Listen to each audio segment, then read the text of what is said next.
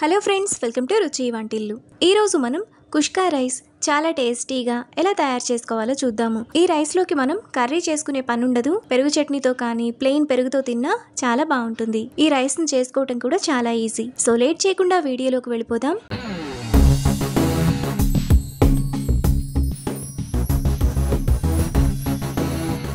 ముందుగా కుష్కా రైస్ చేసుకోవడానికి ఒక బౌల్ తీసుకొని అందులో 2 గ్లాసుల బాస్మతి రైస్ను వేసుకోవాలి. మీరు నార్మల్ రైస్తో కూడా ఈ రైస్ని చేసుకోవచ్చు. ఇప్పుడు బియ్యంలోకి నీళ్లు పోసుకొని 3-4 సార్లు బాగా కడగాలి.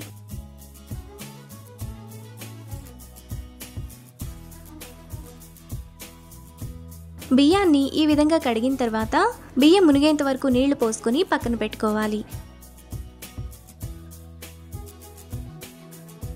ఇప్పుడు స్టవ్ మీద ప్యాన్ పెట్టుకొని అందులో 1 టేబుల్ స్పూన్ ఆయిల్ వేసుకోవాలి.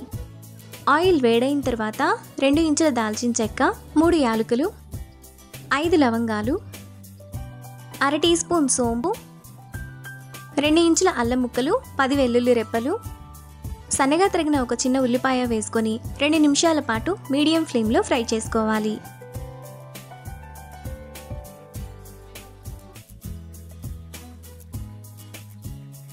ఉల్లిపాయలు ఇలా వేగిన తర్వాత 2 పచ్చిమిరపకాయలు, 1 రెమ్మ కరివేపాకు, చిన్న చిన్న ముక్కలుగా కట్ చేసుకున్న 2 టమాటా త్వరగా మగ్గడానికి 1/2 టీ స్పూన్ ఉప్పు వేసుకొని ఒకసారి కలుపుకోవాలి.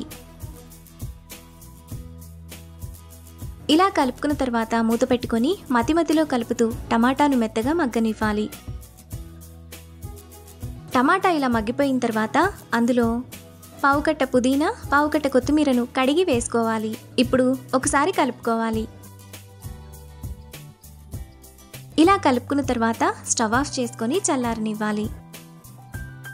టమాటా ఉల్లిపాయ చల్లారిన తర్వాత మిక్సీ జార్లోకి వేసుకోవాలి. ఇప్పుడు 2 టేబుల్ స్పూన్ల పెరుగు వేసుకొని మెత్తటి పేస్ట్లా మిక్సీ వేసుకోవాలి.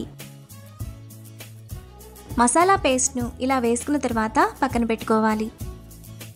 ఇప్పుడు స్టవ్ మీద ప్యాన్ పెట్టుకొని అందులో 2 టేబుల్ స్పూన్లు ఆయిల్ వేసుకోవాలి. ఆయిల్ వేడైన తర్వాత అనాస పువ్వు 1, జాపత్రి 1, 1/2 టీ స్పూన్ షాజీరా, 2 బిర్యానీ ఆకులు, సన్నగా తరిగిన ఒక ఉల్లిపాయ, 2 పచ్చిమిరపకాయలు వేసుకొని ఫ్రై చేసుకోవాలి. ఉల్లిపాయలు ఇలా వేగిన తర్వాత అందులో ముందుగా మనం మిక్సీ వేసుకున్న మసాలా పేస్ట్, 1 టీ స్పూన్ కారం, 1/2 టీ స్పూన్ బిర్యానీ మసాలా, టేస్ట్కి తగినంత ఉప్పు, 1/2 టీ స్పూన్ ధనియాల పొడి, 1/2 టీ స్పూన్ గరం మసాలా వేసుకొని మసాలా బాగా వేగిపోయి ఆయిల్ అంతా సైడ్స్కి వచ్చేంత వరకు కలుపుకోవాలి. మసాలాలోని ఆయిల్ అంతా ఇలా సైడ్స్కి వచ్చినప్పుడు అందులో 1 టేబుల్ స్పూన్ జీడిపప్పు, ముందుగా మనం కడిగి పక్కన పెట్టుకున్న బియ్యాన్ని నీళ్లు లేకుండా వేసుకోవాలి. ఇప్పుడు కొద్దిగా కొత్తిమీర, పుదీనా వేసుకొని 1 నిమిషం పాటు బాగా కలుపుకోవాలి.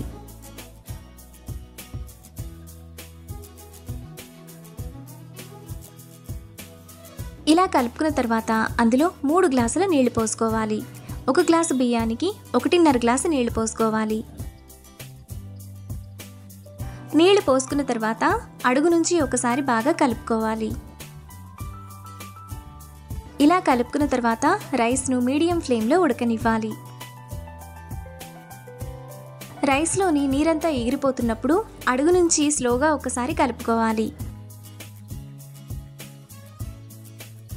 ఇలా కలుపుకున్న తర్వాత మూత పెట్టుకొని సిమ్ ఫ్లేమ్లో 10 నిమిషాల పాటు ఎగరనివ్వాలి.